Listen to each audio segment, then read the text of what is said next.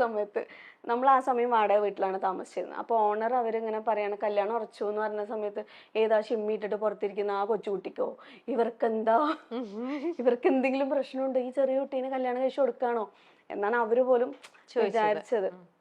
എന്നിട്ട് അത്ത എങ്ങനെയാന്ന് വെച്ചാൽ പെട്ടെന്നൊരു കാര്യം തീരുമാനിച്ചു കഴിഞ്ഞാൽ ആളെ ഇങ്ങനെ ആരോ അന്വേഷിച്ചു എന്ന് പറഞ്ഞു. നോക്കിയ സമയത്ത് ആള് സ്മോക്കൊന്നും ചെയ്യൂല. ഓക്കെ, എൻ്റെ മോളുടെ ലൈഫ് ഭദ്രമായിരിക്കും, നന്നായി കെയർ ചെയ്യും അങ്ങനെയെന്നൊക്കെയാണ്. കാരണം അത്ത നന്നായിട്ട് സ്മോക്ക് ചെയ്യായിരുന്നു. അപ്പൊ ഞങ്ങൾക്ക് ആർക്കും അതിനോട് താല്പര്യം ഉണ്ടായിരുന്നില്ല. അപ്പൊ അതന്വേഷിച്ചപ്പോ ഓക്കെ, ആള് ഗൾഫിലാണ്, ജോലി കാര്യങ്ങളൊന്നും അന്വേഷിച്ചില്ല. നല്ലൊരു മനുഷ്യൻ, അതാണല്ലോ നമ്മുടെ മോളുടെ ഭാവിക്ക് വേണ്ടത് എന്ന് വിചാരിച്ചിട്ടാണ് കല്യാണം അങ്ങനെ കഴിഞ്ഞത്. ഓക്കെ, അങ്ങനെ കല്യാണം കഴിഞ്ഞ ഹസ്ബൻഡിന്റെ പേര് അബ്ദുൽ ഗഫൂർ. ഓക്കെ, അപ്പോ ഗൾഫിലായിരുന്നു ആള്. അതിന് ശേഷം കല്യാണം കഴിഞ്ഞ 60 ദിവസത്തിന് ശേഷം ശരിക്കും പറയുകയാണെങ്കിൽ നമ്മൾ ആ സമയം എണ്ണി വെക്കും. 1 2 3 ഇത്ര ദിവസമേ ആള് നമ്മുടെ കൂടെ ഉണ്ടാവുള്ളൂ എന്ന് പറഞ്ഞിട്ട് നമ്മളിങ്ങനെ എണ്ണല്ലോ. 63ാമത്തെ ദിവസം ഗൾഫിലേക്ക് തിരിച്ചു പോവാണ്. പിന്നീട് അങ്ങോട്ട് സത്യം പറഞ്ഞു കഴിഞ്ഞാല് ഒരിക്കലും ഒരിക്കലും ഒരു പെൺകുട്ടിയെയും ഇതുപോലെ ആ ഒരു ചെറിയൊരു പ്രായത്തില് അതും ഗൾഫുകാരായിട്ടുള്ള ഒരു വീട്ടിലേക്ക് കെട്ടിച്ച് കൊടുക്കരുത്. കാരണം നമ്മൾ അത്രയും അവിടെ സ്ട്രഗിൾ ചെയ്യും.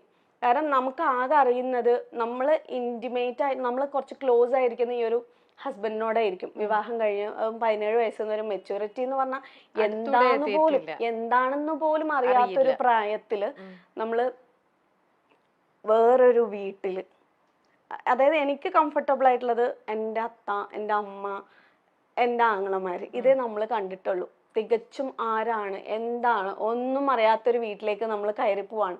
ഒരുപാട് ഈ പ്രതീക്ഷകൾ എല്ലാവരും പറയുന്ന പോലെ നമ്മളിങ്ങനെ ചിന്തിക്കും, ഒരു പെണ്ണിന്റെ വിവാഹം എന്നൊക്കെ പറഞ്ഞു കഴിഞ്ഞാല് നന്നായി ഒരുങ്ങുക, നല്ല ആഭരണങ്ങളൊക്കെ കിട്ടും, പുതിയ ഡ്രസ്സ് കിട്ടും, ഇനിയിപ്പോ വിവാഹം കഴിഞ്ഞാല് കുറെ ടൂറൊക്കെ പോവാം, ഇതൊക്കെ നമ്മൾ അറിയുന്നുള്ളൂ, കാണുന്നുള്ളൂ. പക്ഷെ യഥാർത്ഥ ജീവിതം എന്ന് പറഞ്ഞു കഴിഞ്ഞാൽ അതല്ല. അതിനകത്ത് വേറൊരു സംഭവമാണ്, വേറൊരു ലോകമാണ്. പിന്നെ അങ്ങോട്ട് ഭാരങ്ങളും പ്രാരാബ്ദങ്ങളും നമ്മളിലേക്ക് ഇങ്ങോട്ട് വരികയാണ്. അതുവരെയും ഒരു കൊച്ചു കുട്ടിയായിട്ടിരുന്നാൽ നമ്മള് ആ വീട്ടിൽ അവരെ സംബന്ധിച്ചിടത്തോളം അവർക്ക് മരുമോളാണ്. പിന്നെ നമ്മുടെ ഹസ്ബൻഡിന്റെ ഏജ് എന്താണോ ആ ഏജാണ് നമ്മളെ അവര് കാണുന്നത്. പക്ഷെ നമുക്കതറിയില്ലല്ലോ. ചിലരൊക്കെ വന്നിട്ട് നമ്മളെക്കാളും വലിയ ആൾക്കാരൊക്കെ വന്നിട്ട് അമ്മായി, ആന്റി എന്നൊക്കെ വിളിക്കുമ്പോൾ ഞാൻ ആദ്യമായിട്ട് അങ്ങനത്തെ വിളികൾ കേൾക്കല്ലേ. പക്ഷെ അതൊന്നും നമുക്കൊരു പ്രോബ്ലം ആയിരുന്നില്ല. ഈ ഹസ്ബൻഡ് വിട്ടു പോകുമ്പോ ആ വീട്ടില് നമ്മള് അവസ്ഥപ്പെടുന്ന ഒരു ഒറ്റപ്പെടലുണ്ട് ഈ ഭൂമിയില്. അത് ഈ വഴിയിലൂടെ കടന്നുപോയ പെൺകുട്ടികൾക്ക് മാത്രമേ മനസ്സിലാവുള്ളൂ. അല്ലാത്തവർക്ക് ജസ്റ്റ് സ്റ്റോറി, എന്താ ഇപ്പൊ ഇവള് എന്തൊക്കെയാ പറയണെന്നുള്ളത് തോന്നാം. പക്ഷെ ഞാൻ പിന്നെ അങ്ങോട്ട് അല്ലാതെ ഒരു മാനസികമായിട്ടും ഒറ്റപ്പെടല് അതായത് എന്റെ വീട്ടിലിരിക്കുന്ന ഒരു ഇതല്ലല്ലോ.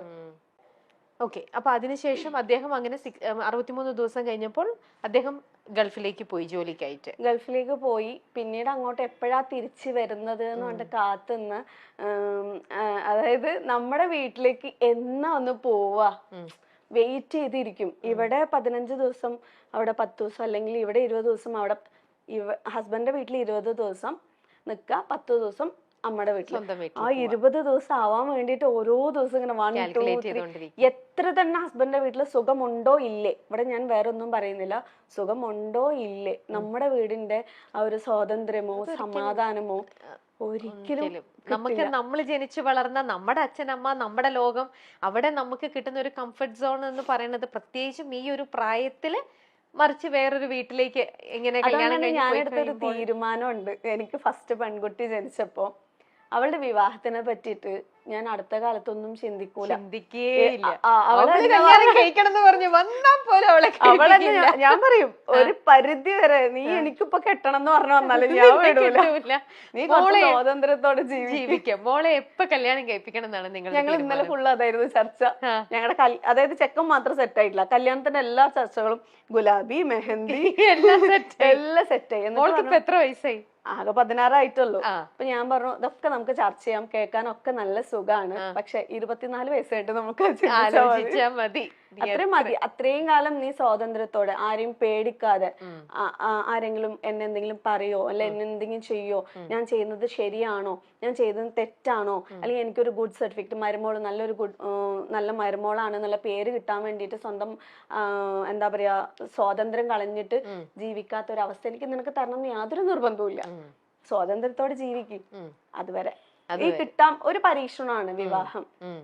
ഭർത്താവ് എന്ന് പറഞ്ഞാലും ഒരു പരീക്ഷണം. എല്ലാം നമ്മുടെ തലവരെയാണ് അല്ലേ? ശരിക്കും നമുക്ക് യോജിച്ച ഒരാളെ കിട്ടുമോ ഇല്ലയോ, അത് ലവ് മാരേജ് എത്രയോ എണ്ണം നമ്മൾ ഫെയിലിയർ ആയിട്ട് കാണുന്നു, അറേഞ്ച്ഡ് മാരേജും അതുപോലെ തന്നെ. എന്നാൽ ഇതിലൊക്കെ തന്നെ നല്ലതുകൊണ്ട് ഇതെല്ലാം ദൈവം നമുക്ക് വിധിച്ചിരിക്കുന്നത് നല്ലത് അനുഭവിക്കാനുള്ള യോഗമാണെങ്കിൽ നല്ല രീതിയിലേക്ക് വരും. അപ്പൊ ഞാൻ പറയാം അതൊരു പരീക്ഷണമാണ്. അപ്പൊ അതുവരെയും നിനക്ക് ബേസിക് ആയിട്ട് വേണ്ട കാര്യങ്ങള് നേടിയെടുക്കുക.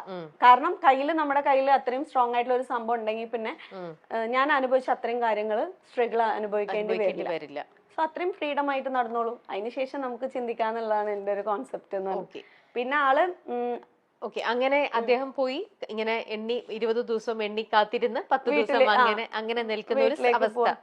ചില സമയം പനി വരാനൊക്കെ വേണ്ടിട്ട് ആഗ്രഹിച്ചിട്ടുണ്ട് വീട്ടിലേക്ക് പോവാൻ, എങ്ങനെയെങ്കിലും ഒന്ന് വീട്ടിലേക്ക് പോവാൻ. പനി വന്നു കഴിഞ്ഞാൽ എന്തായാലും വീട്ടിലേക്ക് പോകണല്ലോ, അങ്ങനെ ചിന്തിച്ച ദിവസങ്ങൾ വരെ ഉണ്ട്. അപ്പൊ അതാ ഞാൻ പറഞ്ഞത്, നമ്മുടെ മക്കൾക്ക് അങ്ങനത്തെ ഒരു അവനവന്റെ വീട്ടിലേക്ക് വരാൻ മറ്റുള്ളവരുടെ എന്തെങ്കിലും വേണം, കിട്ടിയിട്ട് വേണം എന്ന് ആഗ്രഹിക്കുന്ന ആ ഒരു സംഭവം വേണ്ട, മനസ്സിലായി എന്ന്. അതുകൊണ്ടാണ് എനിക്ക് അങ്ങനെ തോന്നിയത്. പിന്നെ ആള് ഒരു 11 മാസം കഴിഞ്ഞിട്ടാണ് വരുന്നത്. വരുന്ന തലേദിവസം എന്നെ വിളിച്ചിട്ട് പറയാണ് എനിക്ക് ലീവ് കിട്ടിയില്ല, ഞാൻ വരുന്നില്ല എന്നുള്ളത്. ഞാൻ ആ സമയം ഹസ്ബൻഡിന്റെ വീട്ടിലാണ്. ബാത്റൂമിൽ പോയി, അതൊന്നും ആർക്കും അറിയില്ലേ, ബാത്റൂമിൽ പോയിട്ട് പൈപ്പ് തുറന്നിട്ടിട്ട് ഒച്ചിട്ടിട്ട് കരഞ്ഞിട്ട് എൻ്റെ അത്താനെ വിളിച്ചു പറഞ്ഞു നാളെ വരില്ല എന്നാ പറയുന്നത്. എനിക്കിനി ജീവിക്കണ്ട, എനിക്ക് പറ്റൂല, എനിക്കിനി ഇങ്ങനെ മുന്നോട്ട് പോകാൻ പറ്റൂല, ഞാൻ നാളെ തന്നെ വീട്ടിലേക്ക് വരും, എനിക്ക് പറ്റൂല എന്നൊക്കെ പറഞ്ഞ ഭയങ്കര കരച്ചിലായിരുന്നു. അപ്പോൾ എൻ്റെ അത്ത പറഞ്ഞു ഓക്കെ ശരി നീ കരയാതെ, നമുക്ക് ആലോചിക്കാം, നമുക്ക് എന്താ വേണ്ട തീരുമാനിക്കാം. അല്ലെങ്കിലും നിന്നെ ഗൾഫുകാരന് കല്യാണം കഴിച്ചു കൊടുക്കണം എന്നൊന്നും എനിക്ക് തീരുമാനം ഉണ്ടായിരുന്നില്ല. നമ്മൾ പറഞ്ഞതല്ലേ, ആള് വന്നു കഴിഞ്ഞാൽ അവിടെ ഷോപ്പ് ഇട്ട് കൊടുക്കുക, അതാണല്ലോ നമ്മുടെ പ്ലാൻ, അതൊക്കെ ഞാൻ ശരിയാക്കി തരാമെന്ന് പറഞ്ഞിട്ട് അത്ത അങ്ങനെ പറഞ്ഞിട്ട് അന്ന് സമാധാനിപ്പിച്ചു. പിന്നെ നോക്കിയപ്പോ ആള് വരുന്നുണ്ട്, വെറുതെ നമ്മളെ ഒന്ന് കളിപ്പിക്കാനും വേണ്ടിട്ട് പറഞ്ഞതാണ് എന്നുള്ളത് മനസ്സിലാവുന്നത്. വന്ന എല്ലാം സെറ്റ് ആവുമെന്നാണ് നമ്മൾ വിചാരിച്ചത്. പക്ഷെ പിന്നീട് അങ്ങോട്ട് എന്താ പറയാ, പ്രോബ്ലംസിന്റെയും ഫിനാൻഷ്യലി ആയിട്ടുള്ള ബുദ്ധിമുട്ടിന്റെയും ഒരു വൻ കുത്തൊഴുക്ക് തന്നെയായിരുന്നു പിന്നെ നമ്മുടെ ജീവിതത്തിലേക്ക് വന്നത്. ആളിപ്പോ ഗൾഫിലാണെങ്കിൽ പോലും എന്റെ കാര്യത്തിനൊന്നും അങ്ങനെ ഒന്നും സ്പെഷ്യലായിട്ട് നമുക്കൊന്നും നോക്കേണ്ട ആവശ്യമില്ല. അപ്പൊ എനിക്ക് എന്തെങ്കിലും പ്രോബ്ലംസ് അല്ലെങ്കിൽ അസുഖം വന്നു കഴിഞ്ഞാൽ ഞാൻ എന്റെ വീട്ടിൽ പോകുമ്പോഴാണ് അമ്മയാണ് ആ സമയത്ത് ഹോസ്പിറ്റലിൽ കൊണ്ടുപോകുന്നതൊക്കെ. അപ്പൊ എനിക്ക് എന്ന് പറഞ്ഞിട്ട് ചിലവിന്റെ കാര്യം നോക്കണ്ട. പക്ഷെ നാട്ടിലേക്ക് വന്നു കഴിഞ്ഞാൽ പിന്നെ ഞാൻ ആളോട് പറഞ്ഞു എനിക്ക് പഠിക്കണം. ഈ 11 മാസത്തിന് ശേഷമാണ് വീണ്ടും പഠിക്കാനുള്ള ഒരു തീരുമാനത്തിലേക്ക് എത്തുന്നത്. അപ്പൊ അത് പോസിബിൾ ആവോ, നടക്കോ, ഇവിടെ നിന്ന് പോകുന്നത് നടക്കോ എന്ന് ചോദിച്ചു. ഇത് ഞാൻ പറഞ്ഞിട്ടില്ല, അതായത് അറബി കോളേജിലേക്ക് വീണ്ടും ഡിഗ്രി എടുക്കാൻ വേണ്ടിയിട്ടുള്ള ഒരു തീരുമാനമായിരുന്നു. അപ്പം നടക്കും, എല്ലാ പണിയും ഞാൻ ചെയ്തതിന് ശേഷം ഞാൻ ഇവിടുന്ന് പോകുള്ളൂ, ആർക്കും ഒരു ബുദ്ധിമുട്ടും എൻ്റെ പഠനം കൊണ്ട് വരാത്ത രീതിയിൽ ഞാൻ ചെയ്യാന്ന് പറഞ്ഞു. കോളേജിലെ സാറൊക്കെ വിളിച്ച് സംസാരിച്ച് അവർ ഓക്കെ പറഞ്ഞു. ആഴ്ചയിൽ 3 ദിവസം അല്ലെങ്കിൽ 2 ദിവസം ക്ലാസ്സിൽ പോകുന്ന പോലെ, ബാക്കിയുള്ള ദിവസങ്ങൾ വീട്ടിലത്തെ കാര്യങ്ങൾ നോക്കുന്ന പോലെ. അപ്പൊ കുട്ടികളൊന്നും ഉണ്ടായിട്ടില്ല. അങ്ങനെ നമ്മൾ അറബി കോളേജിൽ പോയിട്ട് വീണ്ടും ഡിഗ്രിക്ക് ജോയിൻ ചെയ്ത് ക്ലാസ് ഒക്കെ അറ്റൻഡ് ചെയ്ത് അങ്ങനെ പോയിക്കൊണ്ടിരിക്കുകയാണ്. ആ സമയത്ത് മോളെ പ്രഗ്നന്റ് ആവുന്നത്.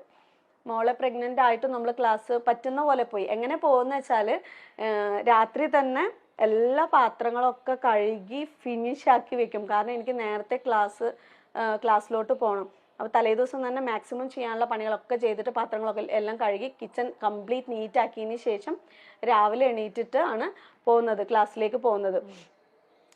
ടിഫിൻ അമ്മ റെഡിയാക്കി വെക്കും അവിടെ വീട്ടിൽ. കാരണം ഇവിടെ എനിക്ക് നിന്ന് കുക്ക് ചെയ്യാൻ പറ്റില്ല. യാത്ര ചെയ്യാൻ 1.5 മണിക്കൂറോളം നമ്മൾ വണ്ടിയിൽ നിന്നിട്ട് വേണം പോവാനും വേണ്ടിയിട്ട്. അങ്ങനെ അവിടെ നിന്ന് ടിഫിൻ ആക്കി വാങ്ങിയിട്ട് വേഗം പോകും. പിന്നെ അടുത്തടുത്തായിരുന്നോ? എന്റെ വീടും ഹസ്ബൻഡിന്റെ വീടും കുറച്ച് ഒരു 1 കിലോമീറ്ററിന്റെ ഡിസ്റ്റൻസ് ഉള്ളൂ. അതിനുശേഷം തിരിച്ച് വന്നു കഴിഞ്ഞാൽ എനിക്കായിട്ടുള്ള പണികൾ അവിടെ തന്നെ ഉണ്ടാവും. തുണി അലക്കിയതുണ്ടെങ്കിൽ ഉണക്കാനിടാനുണ്ടാവും, പാത്രം കഴുകാനുണ്ടാവും, വന്നിട്ട് ബാക്കിയുള്ള പണികൾ ചെയ്യുക. അങ്ങനെ ആയിട്ടാണ് അറബി കോളേജിൽ. അത് ഒരുപാടൊന്നും നീണ്ട് എനിക്ക് പോകാൻ പറ്റിയിട്ടുണ്ടായിരുന്നില്ല, കുറച്ചേ ഉണ്ടായിരുന്നുള്ളൂ. പിന്നെ അതിനുശേഷം പിന്നെ അത് വിട്ടു, നമുക്ക് നടക്കൂല എന്നുള്ളത് മനസ്സിലായിട്ട് അത് അവിടെ ഡ്രോപ്പ് ചെയ്തിട്ട് ഫസ്റ്റ് പ്രസവം കഴിഞ്ഞു. മോളെ പ്രഗ്നന്റ് ആയിരിക്കുന്ന സമയത്ത് അതുപോലെ ഒത്തിരി പ്രയാസങ്ങൾ അനുഭവിച്ചിട്ടുണ്ടായിരുന്നു.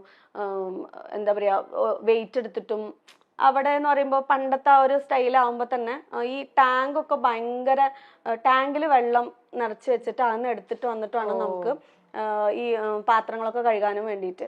അപ്പോൾ ഞാൻ ഇതില് പോയിട്ട് ടാങ്കിന്റെ ഈ ഒരു മതിൽ എന്ന് പറയുമ്പോൾ ഇത്ര ഹൈറ്റ് ഉണ്ടാവും, ഇതിന്റെ അടുത്ത് പോയിട്ട് ഇതിനകത്തേക്ക് താഴ്ന്ന വെള്ളമായിരിക്കും, നമ്മളിത് ഹെൽപ്പ് ചെയ്യാനൊന്നും ആരും ഉണ്ടാവില്ല. അപ്പൊ ഇതിങ്ങനെ കോരി എടുത്തിട്ട് വരുമ്പോഴേക്ക് വയറൊക്കെ ഇങ്ങനെ മുട്ടിയിട്ടിരിക്കും. അപ്പൊ അടുത്ത വീട്ടില് ഇരിക്കുന്നവര് പറയും അവിടെ ഒരു കുഞ്ഞു കുട്ടീൻ്റെ, അത് എനിക്ക് ഇപ്പോഴും ഓർമ്മയുണ്ട്, ഇത് നോക്ക് ഇതുപോലെ ഒരു ജീവൻ തന്നെയാണ് നിന്റെ വയറ്റിലിരിക്കുന്നത്, നീ ഇങ്ങനെ കുനിഞ്ഞിത് എടുക്കുന്ന സമയത്ത് ആ കുട്ടിക്ക് എന്തെങ്കിലും സംഭവിക്കില്ലേ.